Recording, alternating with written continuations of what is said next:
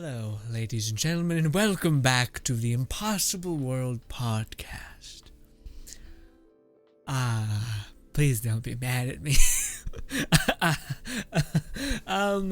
So, last time I told you guys that the next part would definitely happen like a while from now, so I'd at least get like the first 2 or 3 videos up. So that I could gauge what you guys say, any cool ideas that you guys have that I'm like, oh, that's so totally worth saying, which not to say that a lot of your guys' opinions aren't, just to say that sometimes I have to quantify what I can include in these, but also wanting to keep this ball moving, you know? But I had the intention to do that at some point. To take a break from just talking about the story and maybe interject some things where you guys are saying, I would be this monster, and then we could talk about that for a quick minute. But also, just let things breathe for a bit. But I haven't enjoyed myself like this in such a long time, guys. As much as, like, there are certain points where it is challenging, and maybe that's why. Yeah, maybe that's why I'm really enjoying this to a certain degree. Some parts. There are some parts where I'm like, that felt kind of half-assed and something that I would definitely go back to. But then there are other parts where I'm like, okay, I gotta think of something in the middle of, like, right now. And I'm running out of time, so I gotta make something up on the spot, and it's like that fight to think of something that's somewhat interesting, if anything, just a tiny bit.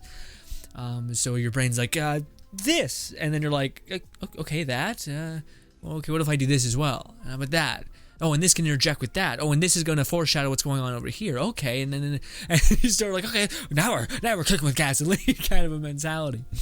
But of course, ladies and gentlemen, what I'm getting at is yes, this is filmed the next day. So basically, I have filmed all of these in 4 or 3 days. So I filmed one, and I was like, that was awesome. And then I filmed another one that same day. And then I think the next following day, or maybe I gave myself 1 day worth of breathing room. I think I did, because I edited those 2 videos then and came up with the Impossible World podcast, which we still may change the name of this podcast, which is why I probably should stop saying it as our intro. But yeah, if any of you guys have a better name for the podcast, be sure to let me know. But yes, very much so. The reason why I kind of went with Impossible World is because I'm never going to be baiting you guys with a world that is quite samey / boring. At least I don't think so. I want it to be weird, different, and unique, and something that your imagination can really play with. Anywho, yes. So yeah, I filmed this the next day after. So yesterday I was like, okay, guys, we'll end it here. I'll come back to it in a couple days, and we'll do all these things. But then your boy goes and exercises, and this is mainly what happened. Like everything you guys have heard up to a certain point, all the way up until when we finish Hell Knight with our 2 main characters, and they've gotten all their power-ups. And then 2 events happen after that, like kind of like what happens after Hell Knight, kind of 2 events. I'll tell you guys when I'm like, okay, now is the stopping point. But I've come up with all this within like 2 or 3 days. Not even 2 or 3 days. Let's say 2.5 days. Basically, let's say 9 hours. Yeah, so let's say 9 hours worth of time I've come up with all of this. The reason why is because exercise can be really, really boring. So oftentimes I exercise for 4 hours a day, give or take. That's which is why I'm bored, and I'm like, blood's flowing, and I'm just like, okay, let's imagine this world and let's build off of it. So yeah. So last night, your boy was exercising like crazy, and I was like, okay, because one of the things that I think I maybe mentioned last part, but I never really came up with the specifics of why things happen. I did it in certain instances, but not in others. Like that time we covered Crowley's kind of introduction to the story was, and how he got shunned was all like made up on the spot, to a fault, to an extent. But then I also had, but then for other things, like when Crowley gets his ring, I also wanted there to be a reason why they have to hurry up and get our main characters, Wolf Boy, his relic, because the wolf is coming out of him, but it's also because that wolf helped him push through Crowley's encounter, and all those things. So there are certain ones where I have an idea for, but I had no idea for like the house / the place where this event takes place. I didn't know I wanted them to fight an enemy there, and to kind of have that be a thing where the main character it dawns on him that, oh wait, if I was a werewolf when I got there, there's a high chance that it killed whatever was there, so that's why these enemies are here. Shit, my mistake. I gotta pull Crowley out of this shit because I brought him here. When I was exercising yesterday, I was like, okay, well, let's try to catch up, because I know we're gonna basically start with getting Crowley's non-starter relic, which is basically just a glorified skill tree in the palm of your hands, the thing that decodes what you are and what your potential could be.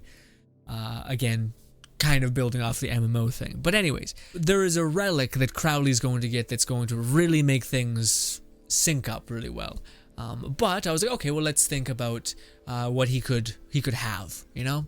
Like, what could this encounter be? Because, by the way, that's what this whole thing is. We basically introduced the characters, and now our two main characters are just running through Hell Knight, trying to basically make the best of it in a weird way. And, of course, this is them gaining power in this microcosm of time. And they're going to be rewarded for this greatly. And each relic has an encounter beside it. Now, maybe in the future, I'm like, okay, let's not just make every encounter like a battle, you know, let's make it like a puzzle. Sure, we could do stuff like that if we wanted to, but for right now, I'm kind of happy with just the ideas that I've had and have thus far. But when I was exercising yesterday, I thought of Crowley's kind of encounter, and I thought, I don't want to talk about it. So that's why I'm here. I may be an asshole, but I'm here. I'll be back. Yeah, and then we'll get into our main characters going to get Crowley. Which first, before I leave, the pillars that we need to hit, the pikes that we need to hit, are pretty simple. I want to introduce Crowley's power a little bit more, because we kind of have delved pretty deep into our Wolf Boy's powers. I want to let Crowley shine a little bit. And I want to let his personality start to kind of come out a little bit. His kind of like suave, confident kind of demon thing kind of pop out a little bit. Just because they've been basically taking a lot of wins, so they're gaining this kind of like, okay, confidence again, kind of. But also with Crowley, we need to basically, he has a relic. We need to come up for a setting for the relic to be held, an enemy type to hold that relic, and a way for our main characters to overcome said challenge, quest, trial, whatever you want to call it. I'll be back. And I am back. Sorry for that, ladies and gentlemen. We are under some sort of time constraint, so I just shotgunned a glass of water. That's why I got a little water on me, and I may have water in my beard. Forgive me. The reason why we're kind of in a rush a little bit is because I want to get this idea out, but we also have to stream today. For those guys who do not know, we stream on Fridays and Saturdays. Please stop on by if you're bored, or hell, just want to ask me questions about this in real time, because I'll answer them, or at least hear them out. I may not have answers yet, but I'll get there at some point. Alrighty, ladies and gentlemen, let us begin. Okay, so for this time, because I had a little bit more time to think about the specifics, one, hopefully I'll be better at explaining the surroundings so you guys get a better idea, and two, hopefully you guys are kind of along on the ride in terms of the viewer, and not so much a part of the creation aspect of it. But you guys will still be a part of that, but just let's see if I can form this in a way that works a little bit better. We'll see. I don't promise anything. Okay.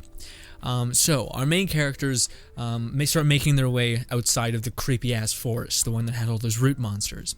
Which, by the way, hopefully in editing, I stepped forward and gave more specifics of the carnage and the ridiculous berserker nature of our main character. Because, by the way, I kind of want to play with that, and we'll get to that when we start getting our main character's other relic. We should call our main character Grin. Just because it's not me. That's not my real name. That's just our channel name. But then I feel like people will be thinking like I'm predisposing myself onto this character, which is not quite what I'm doing.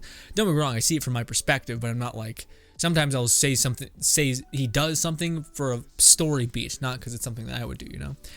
But anyways, I like the idea of our character basically having that piece of berserker in him, and that will make more sense when we talk about the Lich and his implied effect on his combat ability.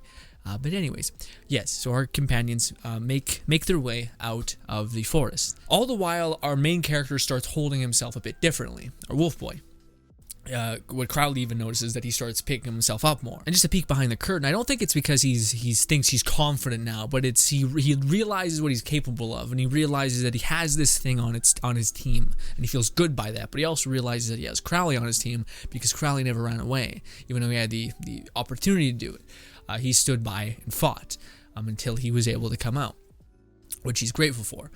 But anyways, in lesser words, they don't exactly say that. They kind of just like, okay, now our main character really wants to go get him his, because, you know, he helped him, of course, get his. Anyways, so yes, our main characters are starting to make their way out of the forest, and they're starting to head back into the town. And eventually Crowley's like, okay, I'm done. I'm over this. This is nonsense. The main character says, what do you mean? And Crowley says, just give me your phone, please. So then, of course, the main character with feeling like he's indebted to this person to an degree, he's like, absolutely, and he hands him his phone. Sure. Crowley takes his phone, turns around, and starts making his way towards the car, closes his eyes, and then our main character sees his hand light up. Our main character's like, what? Like, he knows that something just happened to his phone. And Crowley walks up to the car and sticks his thing into it. Boom, unlock. And Crowley looks behind him and says, I'm tired of walking. let's use this. And the main character's like, that's not ours. that's stealing. Do you know how to drive? Crowley's like, we'll make it up as we go along. And again, out of all the things that I would go back and change and refine, it'd be the goddamn dialogue. But I'm just trying to get us to these points. I just have this voice in the back of my head that's just like, really? We couldn't do better than those than those words that were said? And I'm like, listen, we'll get to that point if anything. Or that'd be the first thing I'd go back and change. Anyways, I wanted to have this moment to where Crowley could show that show off his talent again, but also get a card to get moving, so that they can make the most of their time. But also I wanted to represent that our main character is a bit worried. He's a bit more morally kind of like, that's not our car. I feel weird about this. And Crowley's like, come on, kind of like a corruptive force. Like, just don't worry about it, come on. Which is kind of the thing they constantly play with, is Crowley being the corrupting force, and our main character being the thing that kind of pulls even Crowley to the pure force to a certain degree, if that is a thing. But anyways, yes, so they get in the car, and now they're off to the races. At this point, our main character speaks up and says, well, I'm really sorry about that awesome, what was it, flamethrower or something? I'm sorry that it broke, because when he was fighting them off, he threw it as like a last-ditch effort to be like, fuck, don't come anywhere near me, after it was empty and kind of out of gas. And he was like, don't worry about it, I'm glad you got your wolf, and I'm even gladder he didn't rip my face off. And the main character basically nudges him to be like, well, you should craft something else for your defensive self, because it's like, I may not be always there to defend you and all these things. And then Crowley's like, fair enough. And let's say the thing that they stole has this high-tech display that constantly keeps, let's say that. This display keeps saying, turn left, turn right, and Crowley's getting more pissed off trying to turn it off and like shut up, just stop telling me where to go, shut up. So when our main character says this, Crowley rips the thing out, the like little GPS thing, rips it out, stops the vehicle, and then morphs it in his hands. And of course, whatever you want this to be, the way I see it is Crowley closes his eyes, grip the whatever he's gripping, and then this red kind of light shines through his hands, and then boom, something appears in its place. Crowley says, it's always nice to have a backup plan, and holds up this thing. Main character's like, oh, awesome. And I'm not going to tell you guys what that backup plan is just yet. Anyways, puts it in his pocket. Cool. Something that can fit in the pocket. You can use your imagination for what this could be. Anyways, our main character, the wolf boy, asks him to like say, hey, okay, come on, let's, where do you feel like we should go? Because that's what I did. We act purely on instinct, and it pulls us towards it. That's my hypothesis. That's what I think is going on. Let's see if that works. And then Crowley grabs the steering wheel, takes a breath, and then he kind of feels stunned a little bit, and he rolls down his window and peeks up.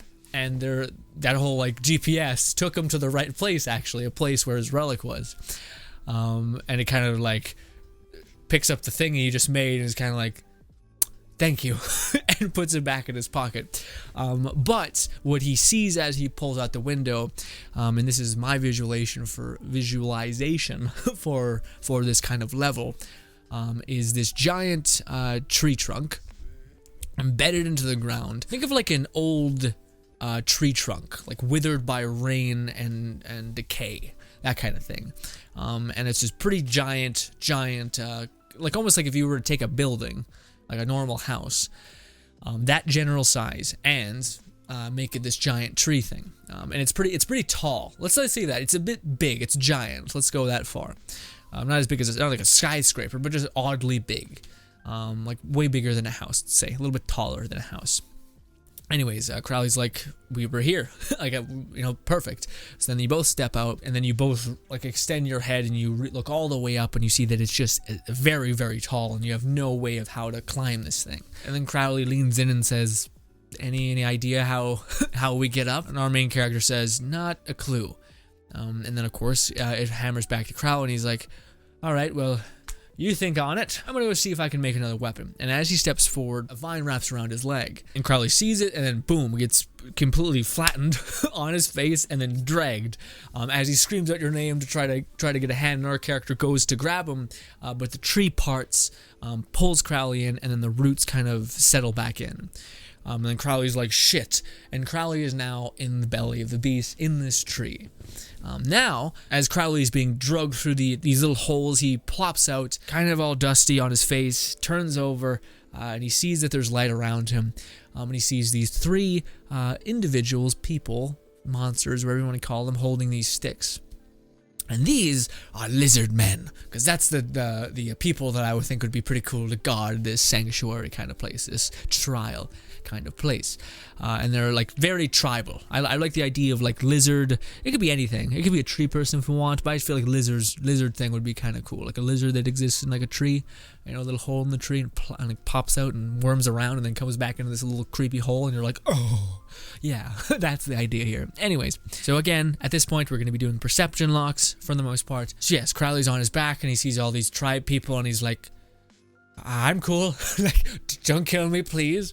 And they pick him up, hoist him overhand, and they pinlock his head, almost like holding his head while they all carry him forward. Yeah, and sure, let's say that. Let's say one of the monster, the lizard men say, all right, let's take him to the boss, or let's take him to...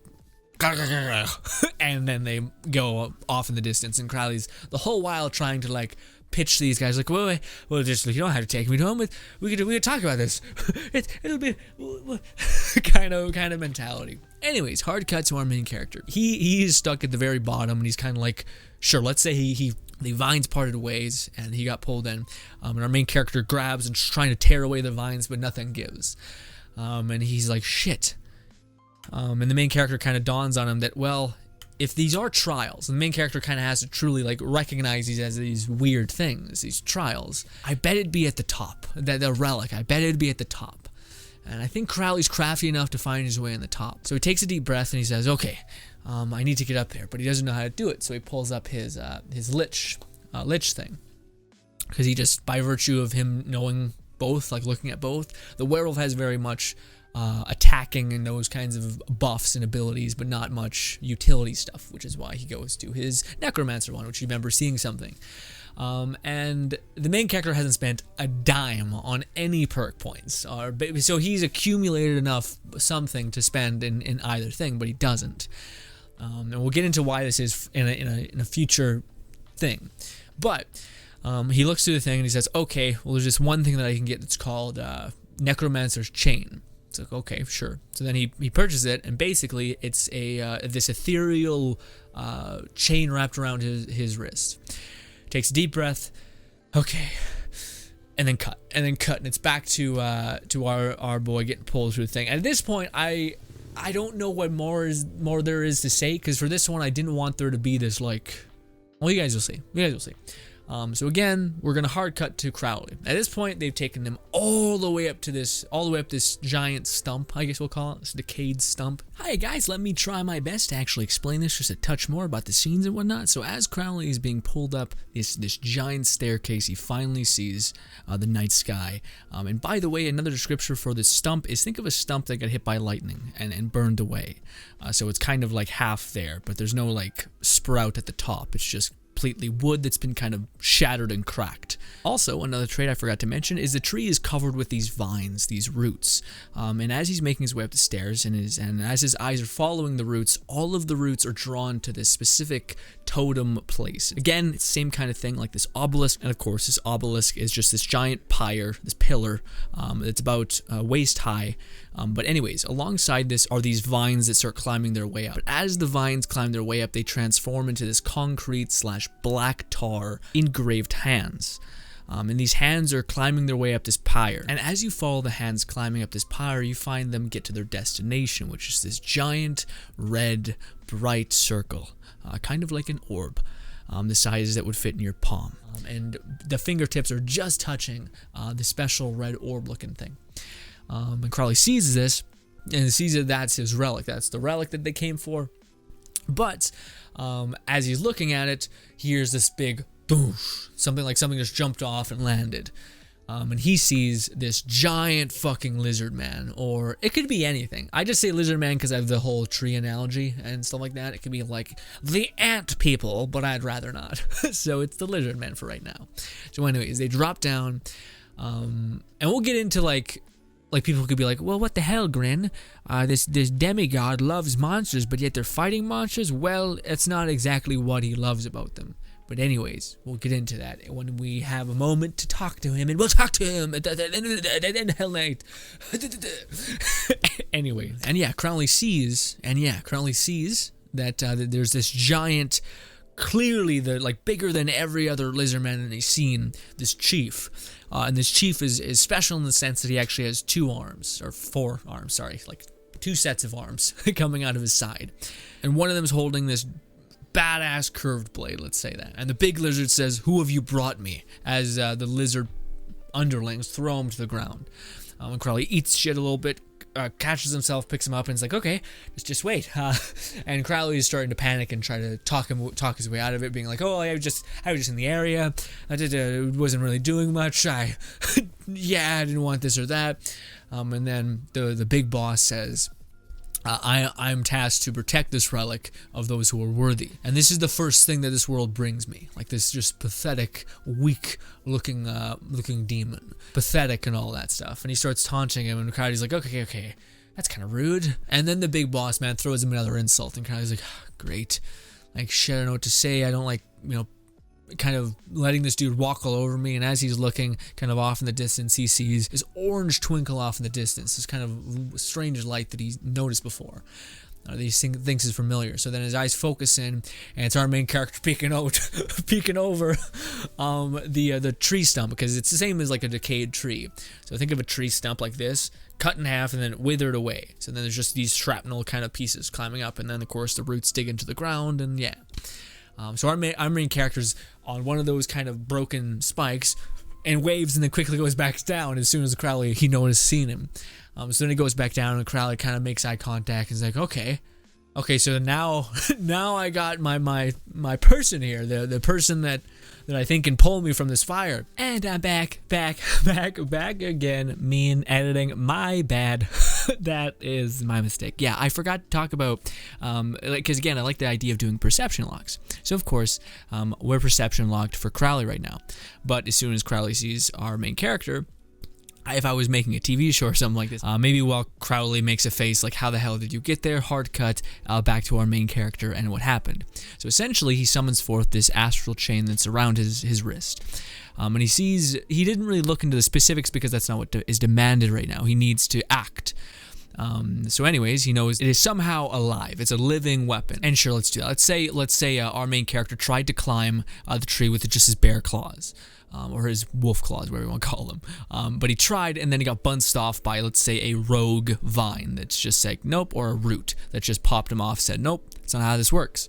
So of course he's like, all right, well, I can try the chain, and maybe that's when he buys the chain. Sure, let's just do this in somewhat order. We're making this up on the spot, ladies and gentlemen. Let's do it. Anyways, so he summons forth this astral chain, and he throws it forward, and it wraps around one of the branches, and then he commands it to retract. So then it starts wrapping around his wrist, and then he starts climbing up. But as he starts climbing up, his feet tap the tree, and this activates one of the roots to jump out and hit him. And of course, that's no problem because of the wolf. Speed, all that kind of stuff, adrenaline, slow-motion, time dilation kind of thing. Anyways, but there's a problem here. If he can't stabilize himself on the tree, how is he supposed to cast another chain? So there's an issue. So the character stops, thinks as he's hanging there and kind of rocking back and forth. He's like, I need to either stab my hand into the tree and get myself up that way, which has a huge chance of me, falling to my ass. Or what if I use the wolf's burst power to get myself higher? So kind of like Tarzan, he starts swinging his legs, and then he activates his wolf power at the split second, and then just launches straight up in the air. And again, the reason why we're doing this is because he's going to battle, but I want him to be kind of low on the tank when it comes to the werewolf. So the werewolf's helping him get up there, but he is lowering the capacity for that power. So yeah. Anyways, he eventually makes his way up after swinging. He's flying directly up, and then he, of course, breaks his chain and casts it again and wraps around another bush, and he does that until he's at the very top. Also, when he gets to a certain height, his werewolf sense that tells him things are like dangerous kind of turn off to tell him that the tree's no longer attacking. So then he can, take a minute, and that's how he's holding on while waving at Crowley. Cool. Also, another thing I wanted to throw out there real quick, I think I mentioned this even in the podcast, but I think I would have rather reworked it to make Crowley more badass in this instance. So instead of him just basically being treated like a bitch and hoisted over his shoulders, maybe he kind of sweet talks these tribes people, and they bring him to their leader because he talks himself up a big game and says that he's this all-powerful demon or something like that, despite he's not, because he has the prefix of a craftsman, so all of that power is being siphoned into something that can't really be damaged focused. Yes. So to me, I find that idea a little more endearing, and if I were to go back, of course, I would change it that way, making Crowley seem a little more cunning, clever, and all around strong. Anyways, he gets up topside, and the chief can see right through him and can see, well, you have no combat ability. You're powerful, sure, but I can tell I could squash you. And then he tells him about like how you are not worthy, and I was hoping for a better champion. And Crowley's just kind of taking it, and maybe he looks off in the distance like, well, this is an asshole, and I can't really do much, he's right. But then he looks off in the distance, and of course he sees that orange, his eyes focus in, bang, there's our goofball, who's waving at him, trying to get his attention, and him and Crowley's eyes lock as Crowley makes a face, and then it would hard cut to what happened to our wolf boy, and how he climbed up the tree. So that's how I would probably rather have it work out. Me in the past, take it away. Yeah, let's do that. Let's go back and rework that just a touch. Let's say Crowley was pretty like, okay, well, we can all just work this out. Let's talk. Or just chill out, be calm. And then as soon as he sees you, something else changes where he's like, okay, guys, hey, boys, we can all talk this out. Want to see something cool? How about a trick? I bet you don't have tricks where you're from. Not like this. So then he reaches into his pocket, pulls this thing out, and he says, wait until you guys get a load of this. And pulls this pin and throws this thing up in the air and closes his eyes. And our boy made a flashbang grenade. that's his backup plan.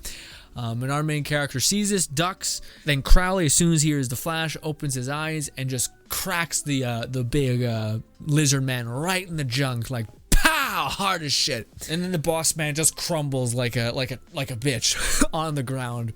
And then our dude comes in, of course, like lightning, using the werewolf speed, and just chews through one of them. So let's say that. While the others are flashbanged, he grabs their head and crashes it into the ground. Hearing the crumble of their skull give as he cranks their skull into the ground. Brutalness. And then our main character is starting to play it a little bit differently. So they have weapons. They were holding a sword, an axe, whatever. Our main character dashes, grabs a sword, and embeds it into one of their stomachs. And Crowley just kind of watching the show as boom, this person's taken down. Then boom, this person's taken down. And he's like, yeah, go, do it. You got this kind of thing, because he can't do much right now. And as he's cheering on, he hears this growling and looks to the right and sees that the dude who he just cranked in the balls, the big boss, is getting up, and he's just dead-eye locked to Crowley.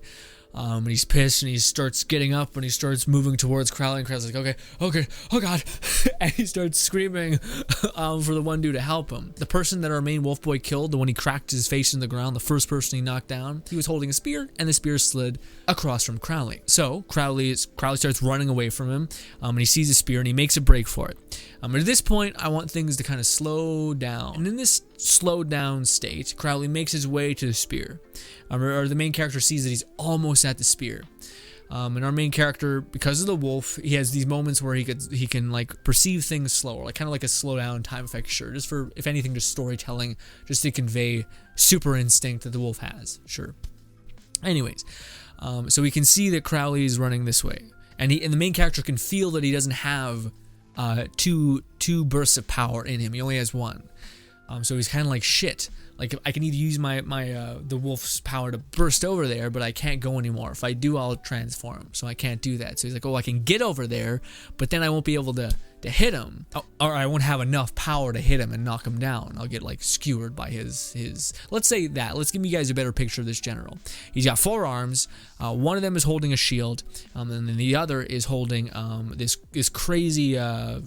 I don't know, I think of it as like an Egyptian sword, where it's just a sword, but then halfway up the sword, it curves into a C. And to give you more situational awareness, which I should have done a better point of doing, Crowley it's basically like a triangle. Crowley's over here reaching for the sword. Big Boss Lizard Man is coming towards Crowley, and his sword is in his right hand, and our wolf dude is over here. He's the microphone, so there's this clear thing. And the reason why I have it lined up that way is for what's about to happen.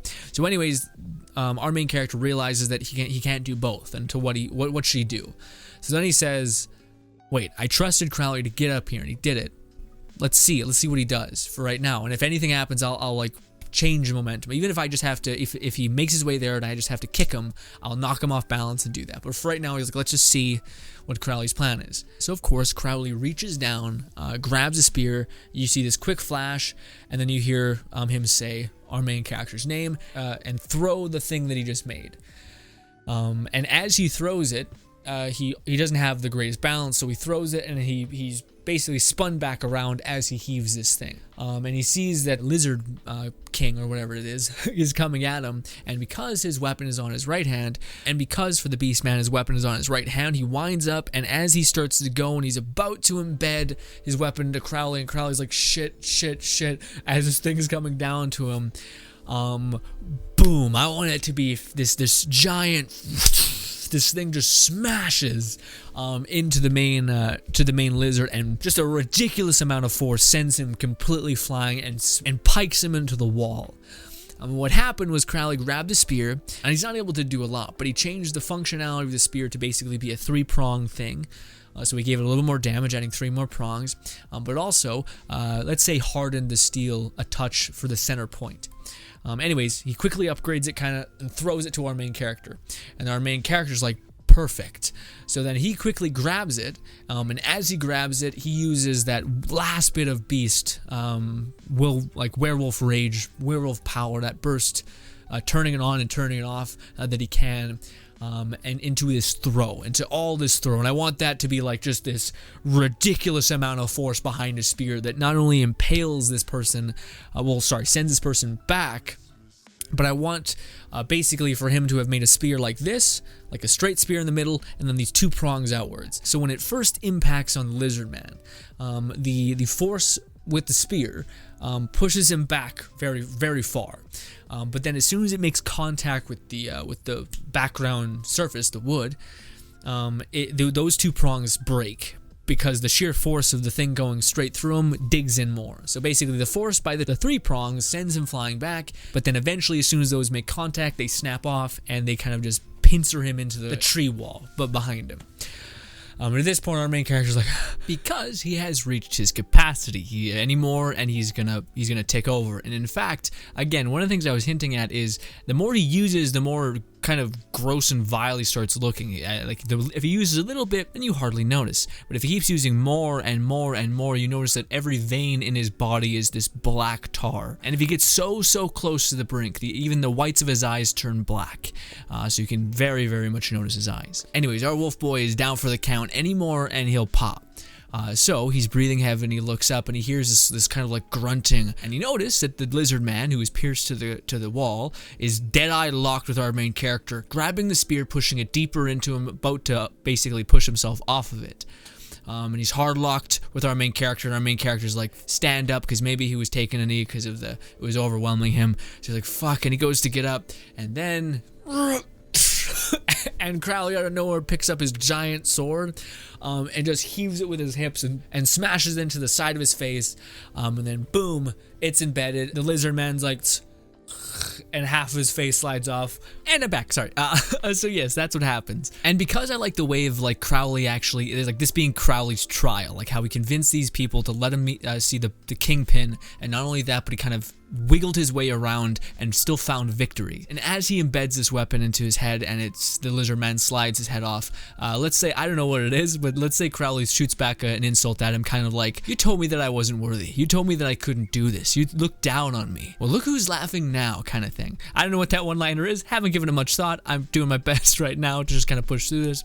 But the other thing I want to mention that I don't think past me kind of wanted to do and really had this objective, honestly, but I really like the idea of, again, this being Crowley's moment, and for the main character to kind of realize that Crowley was never in danger. Crowley knows what the fuck to do. So for instance, not only did Crowley calm down as he's seen the main character because he knew he could depend on his strength, but he basically came up with a plan in the span of a second of, okay, grenade is going to disembobulate people. I'm going to try to neutralize the dude right in front of me, the big guy, and I'm going to let you work on little people. Cool. And even when he was pushed into like Fear's corner and this dude was rushing, I'm sure he was freaking out, but he still acted perfectly and precisely. And let's even go a step farther and say that Crowley knew, because based on the visual effects I just mentioned about our main character kind of getting to the breaking point with his wolf, he noticed that he didn't have that much fuel in the tank. He's been fighting alongside him this long, he kind of gets an idea. So that's why he knew that the only way that he could really win, especially with how quickly this thing's moving towards him, he grabbed the thing. And this is my way of kind of also making Crowley a great tactician and a person that has a fantastic plan. And kind of Crowley and our main character being different players. If they were in a game, they're vastly different in terms of how they play this game that is life / this new world that is being birthed. But anyways, yes, I just wanted to make this way, because I felt like I didn't do a good job, but kind of be a good showcase for Crowley's power and his strength, you know, outside of the whole crafting thing, which we'll get to in a minute. But anyways, me in the past, I'm gonna stop interrupting or else this is gonna be such a long video. I would have liked to iron out a lot of things here. I would have liked to give more dialogue options to like the charm of Crowley and how he's saying things.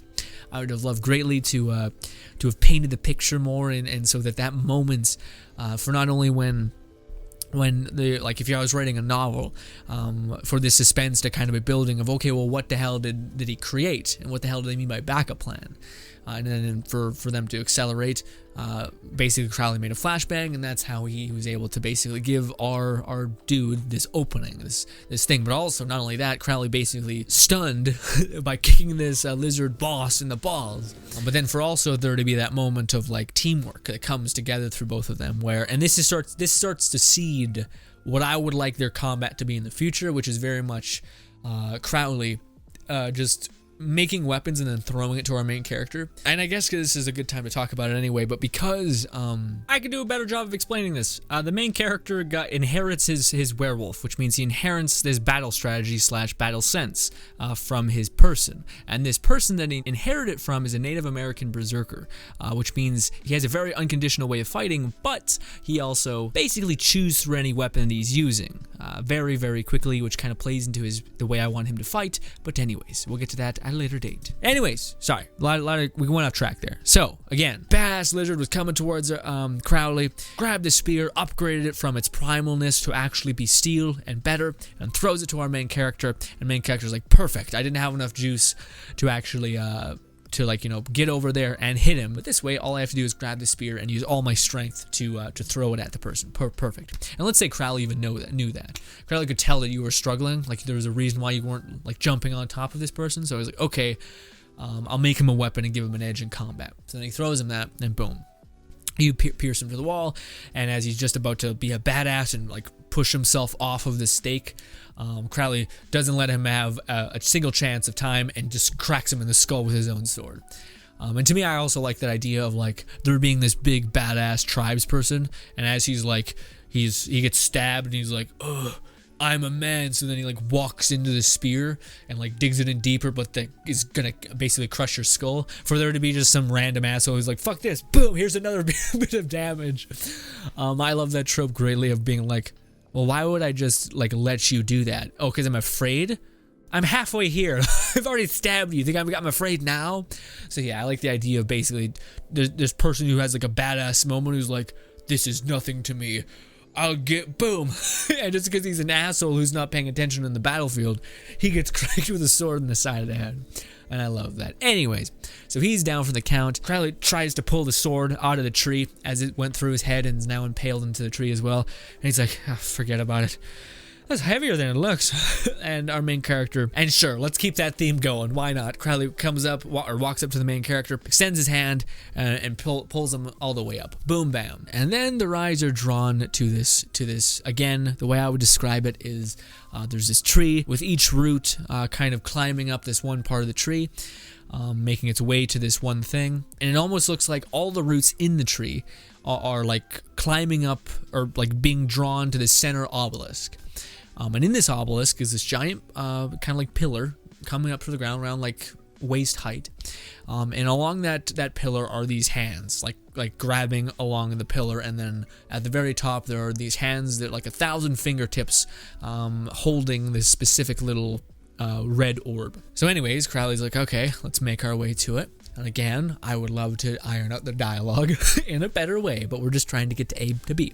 So anyways, they make their way towards this relic. And then, of course, Crowley picks it up and pulls it out. And as he pulls it out, he notices that it's long.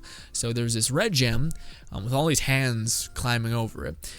So then he grabs it, and he tries to pull it out, but then he realizes that it's like there's something still in there. So then he goes to keep pulling and pulling and pulling, and then finally he pulls it all the way out, and he sees that it's this giant red ruby orb, kind of like this circle, and it still has like 1,000 tiny hands engraved into the steel wrapped around the gem. And it's this long metal stick, and it's a cane, which is a spoil things. It's a cane. So then he sees it, and he picks it up and looks at it, and sure, let's say that as soon as he grabs and looks at it, his ring glows, which means he's seeing something that our main character can't. And the main character's like, well, don't keep me in suspense. like, what is it? Well, what did you get? And Crowley takes a minute, and he says, wait, this is it. This is fucking it. Okay. Yes. Okay. Main character's like, what do you mean this is it? What is it? And then Crowley's like, wait, let me show you. And he points it at the ground, and as he tightens his grip on the cane, it starts atomizing in a radius the tree below him. And then all of these kind of flakes come back to the orb. And yes, ladies and gentlemen, this was one of the artifacts I found I wanted in the beginning, because one of the things I wanted to do is limit Crowley pretty heavily in terms of his power output. Not only because, again, character at a base level isn't trusting, doesn't have many good friends, and I wanted there to be a reason for why he angers himself to this person, but also for there to be a reason why they kind of bank on each other. Like they know that, okay, I can weather this storm if this person's on my team, and this person's never not been on my team and never shown any sign of not having my back, kind of thing. But also I want Crowley to be a different kind of fucking viciously strong. Not stronger than the main character, they kind of stay in the same wheelhouse, but as you guys can see, like right now our main character is the wolf who's tearing through people, but I want Crowley to be on that same level, if not more vicious in a certain way, or more tactful, like smart about how he executes plans and all these things. But anyways, this is something I wanted at the beginning to kind of neutralize Crowley's power and to make him kind of have a dependence on our main character, at least for the time, because Crowley would have never banked on anybody, but because he had to, and not only did he have to, but he's seen that person he banked on actually did pay off in the long term. I really wanted that to be coming into a reason why, like not only why Crowley banks on this main character because he was forced to do it in the past, and he actually was handsomely surprised that he never did him wrong, but he would have never done that if he wasn't like had to, if he didn't have to.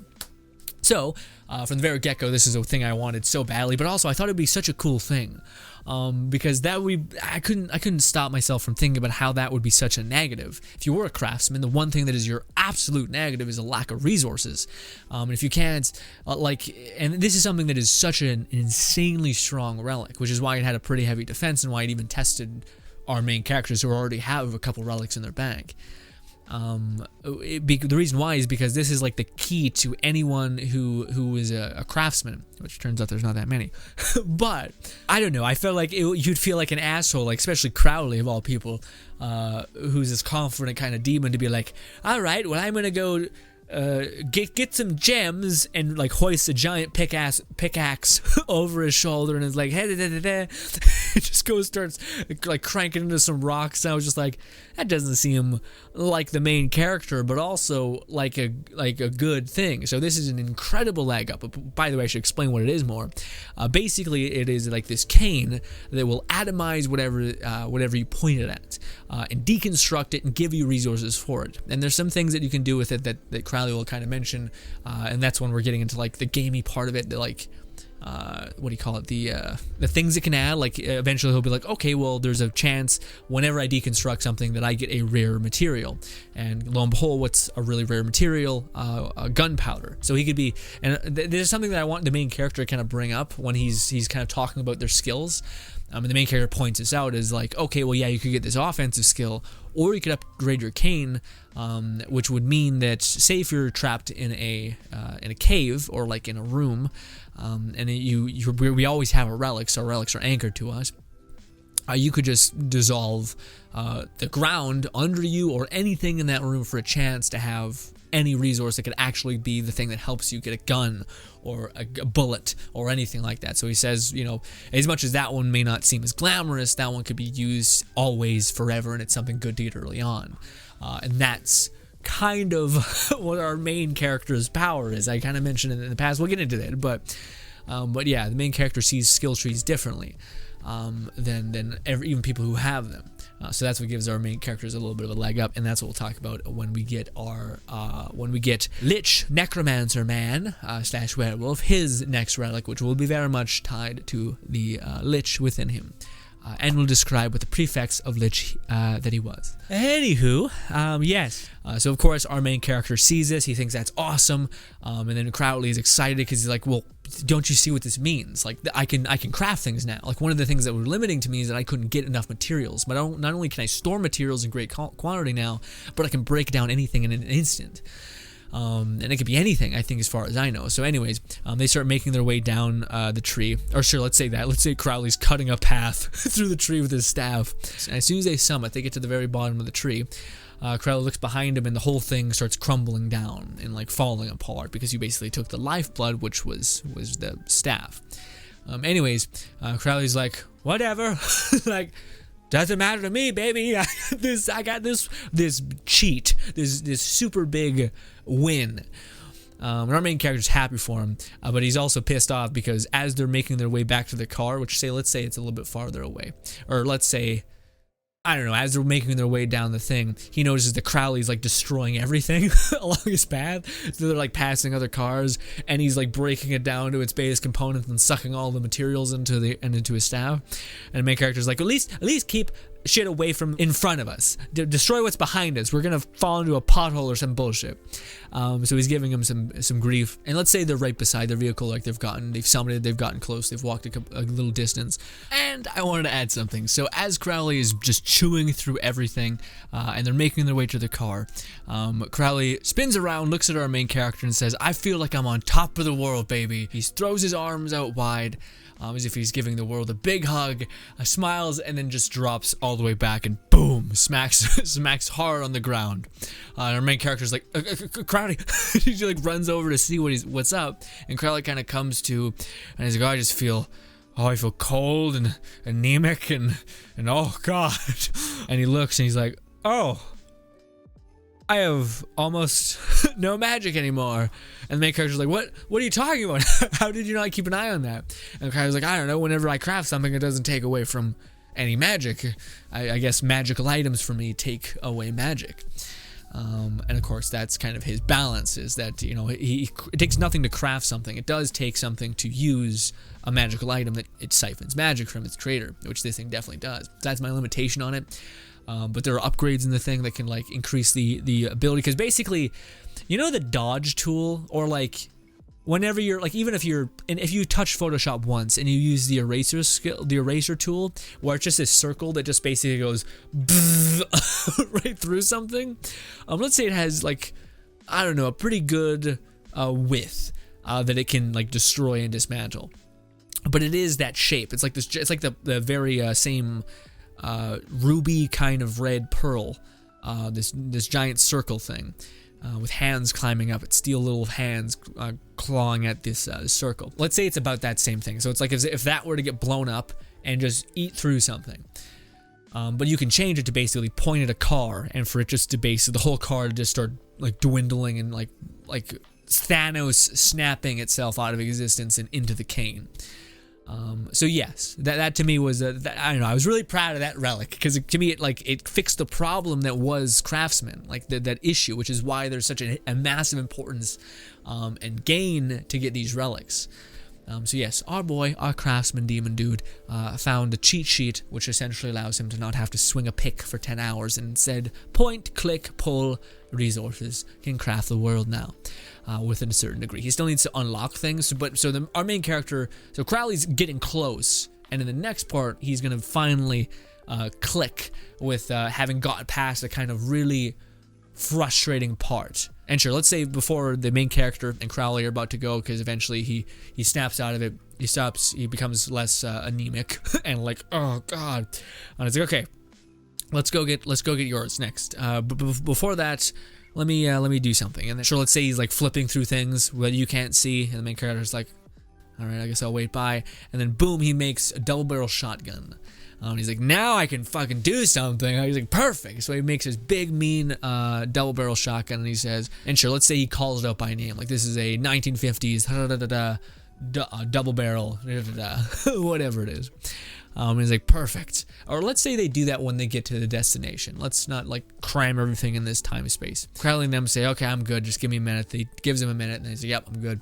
So they get in the car. Our main character asks, do you want me to drive? All that stuff. Crowley's like, no, I got this. So then they start going. They start driving by, and we could even say the main character starts pondering about like the specifics of the cane. Like, what can you do? And he's like, yeah, I didn't notice. There's all these limitations on it to a certain degree. Like, I can only devour in a certain radius, which can be changed. I can also, whenever I use it, it starts eating away at mana, which is something that I have no real use for, so that's kind of nice, for at least for right now. There's nothing else really pulling from that resource. Cool. And alas, our characters are on their way to our main character, Wolf Boy, whatever, main relic, his Necromancer Lich relic. Next, which is something that I want to have some fun with, because we've been doing something, and I think I should really do a point to explain this, because at this point it's kind of relevant, but there is a reason why the Lich has been kind of staying behind everything, and the Wolf has been taking center stage, and it's not because of my bias, it's because of a trait that you need to have in order to wield that thing. I'm being confusing, but ladies and gentlemen, I think at this point I'll take a break. I won't try to make another one too soon. I'll at least get the first episode out. But just to let you guys know, I literally recorded these in like a 4-day span because I've been enjoying this so painfully much. And yeah, I hope you guys have too. I appreciate you greatly for just listening to me ramble. Again, at any point, I would love to hear what you guys would have done, like what thing you saw, what kind of trial you would have rather had for like this demon attaining this kind of weapon, it having the background of what it is. Maybe that background kind of plays to itself.